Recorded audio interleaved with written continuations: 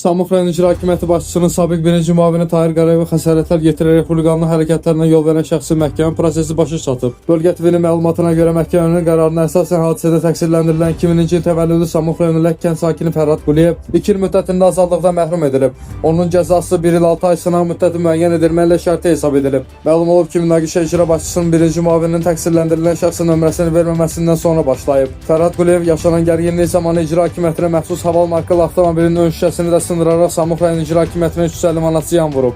Hadisə zamanı Tahir Qarayev sol sayının əzilmiş yarası, bilək nahiyəsinin hematoması xəsarətləri alıb. Zərər çəkmiş Tahir Qarayev məhkəmədə təqsirləndirilən şəxsdən şikayətçi olmadığını, ona yüngül cəza verilməsini istəyir. Təqsirləndirilən şəxs Vətən müharibəsi iştirakçısı olub. Qeyd edək ki, Tahir Qarayev ötən ilin dekabrında vəzifəsindən ayrılıb. Onun vəzifəsindən azad olunmasına səbəb kimi səhhətində yaranan problemlər göstərilib. Onu da əlavə edək ki, Samuxun icra başçısı Firdovsi Əliyevdir. Harun İsrafiloğlu, Bölgə TV.